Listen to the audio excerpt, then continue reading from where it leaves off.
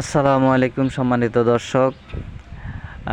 আজকে আমি আমার খুব কষ্টের একটা কথা আপনাদের সাথে শেয়ার করব। সেটা হলো এই যে আমি সরকারি গ্যাস ব্যবহার করি, গ্যাসের লাইন ডাবল চুলা।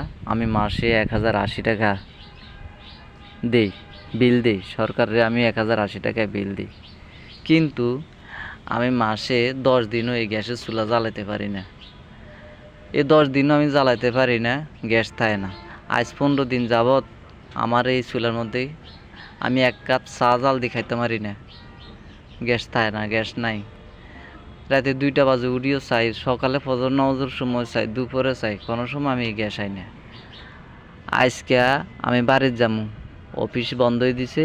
এখন চিন্তা করলাম যে গ্যাসের সুইচটা বন্ধ আছে না আছে একটু চেক করে দিই। আম্মা আইসাই যে ফুল গ্যাস, এই সান আনারা সান এখন ফুল গ্যাস, এই দেখছেন।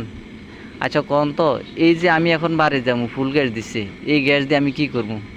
এখন মনটা চাইনি যে এই গ্যাসের এটা চুলাটা জ্বালাই তুই বাড়ির যাই, যত 2-1 দিন যা আছে 4-8 দিন বন্ধ থাকবো, এটা চলতে থাক, মানে আর খেসটা উড়াই।